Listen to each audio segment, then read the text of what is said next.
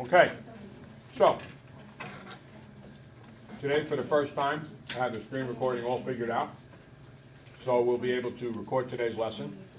If for any reason, when I'm done going over this quiz, you're still a little bit confused, go home to the website, mrlinquistmath.com, call up the video of today's class, and everything I'm about to say to you from now until the end of the period is going to be recorded. So if you need to see it a second time, you can see it a second time. Okay, make sense? Make sense? Yeah. Okay, good. Now, let's talk about the first question on the quiz.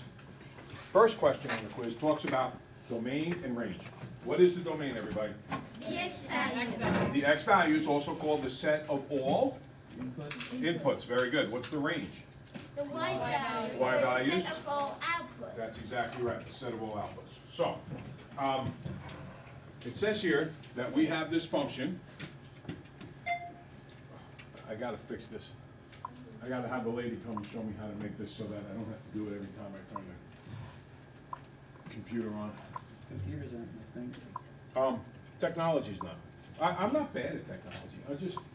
There's a setting, and I have to find out what the setting is. There's a setting that says you don't need to do this anymore. Anyway, ready? Here's the function. Y equals negative 2x plus 4. And our input values, our domain values are negative 3, negative 2, negative 1, 0, 1, and 2. So I'm going to do negative 2 times negative 3 plus 4, and I get 10. That's because negative times negative equals a positive. That's right. So that means we would change it to 2 times 3 would be, and that would get you 6. Perfect. Now, 2 times 2, negative times negative would be positive, as you say. 4 plus 4 gives me 8. Then it's negative 2 times negative 1 plus 4. That's positive 2 plus 4 is 6. Then it's negative 2 times 0 plus 4. Negative, anything times 0, 0 plus 4 is 4. Negative 2 times 1 plus 4 is negative 2 plus 4, which is 2. And then negative 2 times 2 plus 4 is negative 4 plus 4, which is 0. So this set of numbers right here, 10, 8, 6, 4, 2, 0, that's my range. And of course, it should be written horizontal. Okay? Any question about that? What is domain again? The input. Set of all inputs. What's Or- range again? Or also the L, or also the X. Well, and wait, what is range again, everybody? Range is the Y values and the set of all outputs. Excellent. Very good. I thought the Good morning, how are you? Fine, right? Everybody say good morning, Mr. Kletcher. Morning, Mr. Fletcher and Mr. Chill. What's your name, sorry? Just come- Oh, just checking out? Just, yeah. Okay, so, we just said a second ago, ready? Take a look here. One of the, in fact, I don't know if it's the most important thing you'll ever learn to do as a student, but it's absolutely positively one of the most important things you can ever do as a student. You try your best, you do everything that you think is the right and best thing to do, and then, unless you are God, you're going to screw up. And once you screw up, the real learning begins. The question is, what did I do wrong? Why did I do it wrong? You gotta reflect on it, you gotta think about it. So I said to you that today was our first quiz of the year, and quizzes are given in series of 3s. I said I would be surprised if anybody got 100. We got no hundreds. We did get a chunk of 80s and 90s. And then we had some grades that weren't good. But you'll also remember I said to you, I don't care what you get.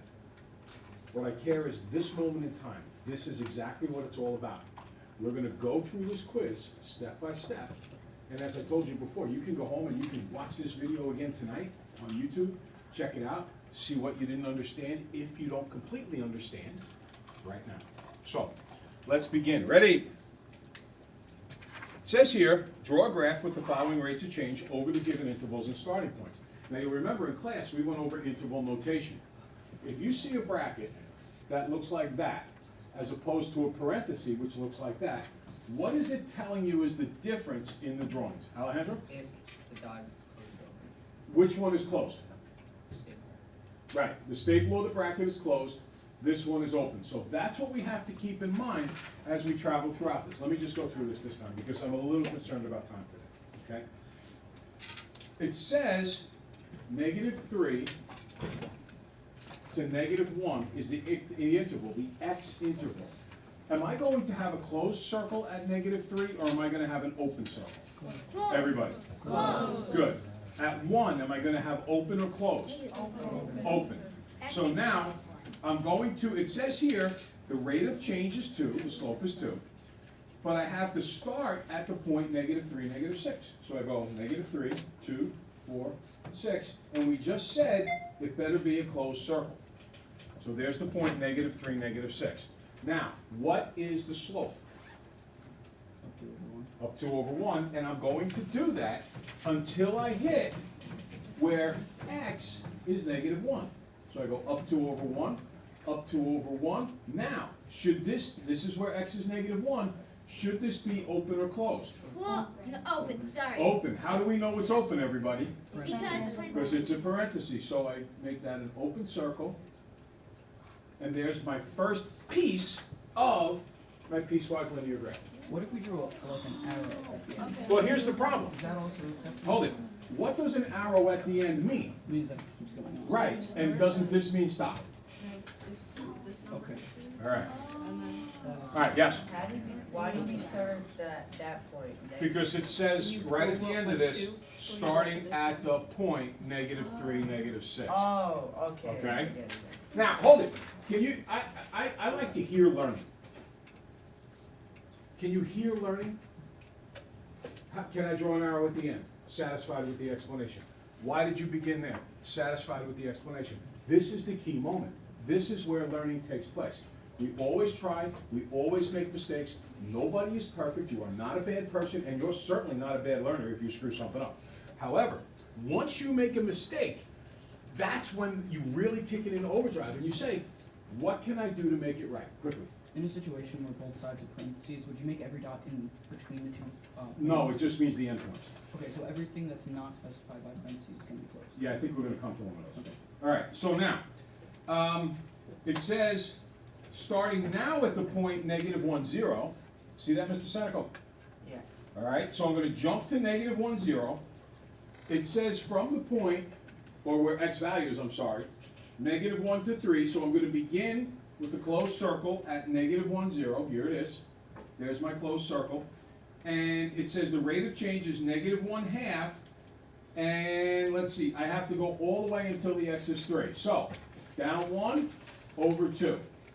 Down 1 over 2, and again, that has to be an open circle. Can someone please tell me why that has to be an open circle?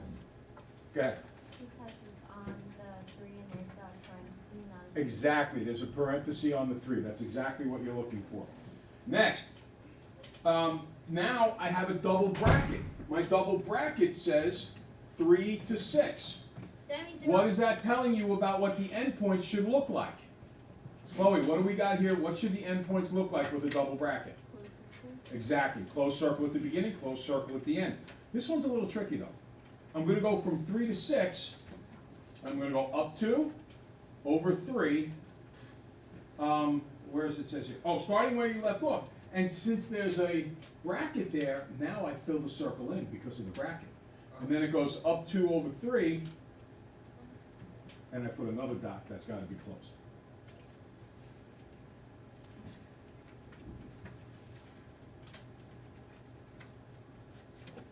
And finally, from 6 to 8, starting at the point 6, 5, so this is 6 here, 1, 2, 3, 4, 5.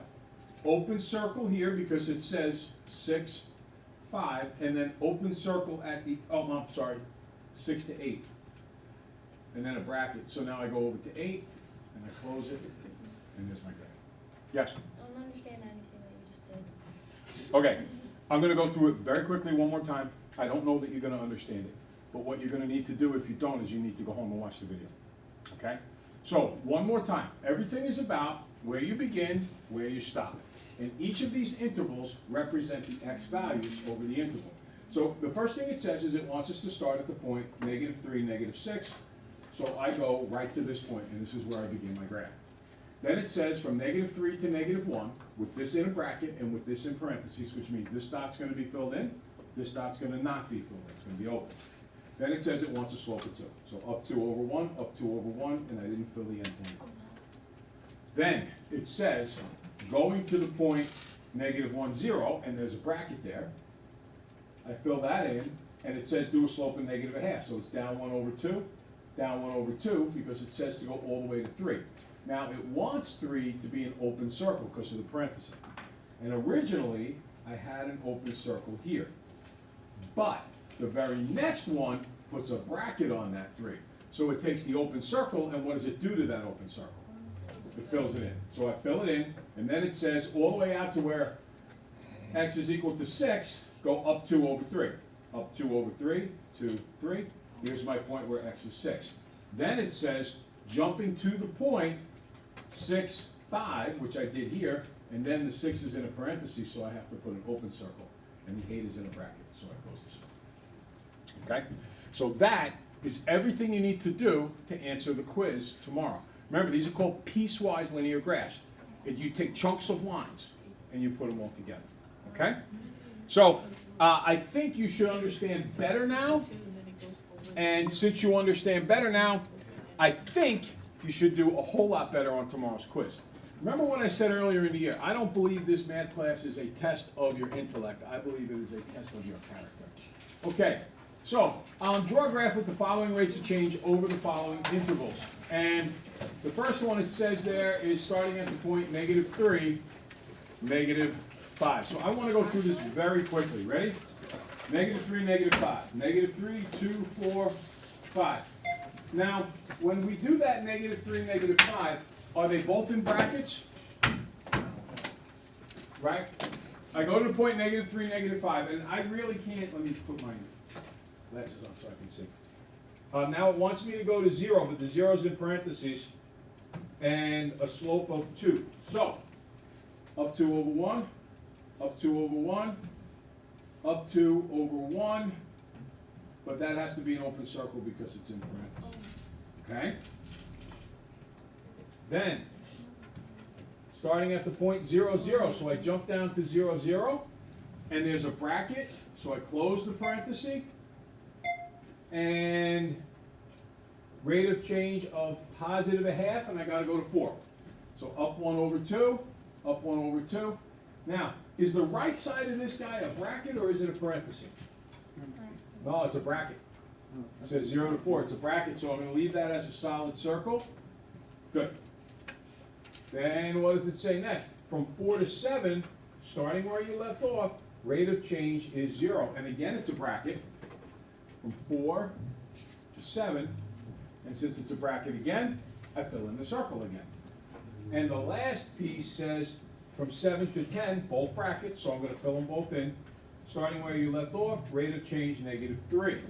So, down 3/1, down 3/1, down 3/1. And those are all solid circles because they're all brackets. Okay? So once again, that's how we put it all together. How might you watch this video tonight to try to learn from it for tomorrow's quiz? I would go home, I'd watch the video. I would look at the video compared to my quiz, see what I did wrong. And then I would try to do the do-it question. Because the do-it question is a lot like the quiz question, isn't it? So if you can do one, you should be able to do the other. Okay, new stuff for today. And we're going to do more work with piecewise linear functions. So it is just a little more of what we've been doing. Make up an last night's homework. Very quickly, we got only about 3 minutes to go over last night's homework. So let me pop out the answers to that.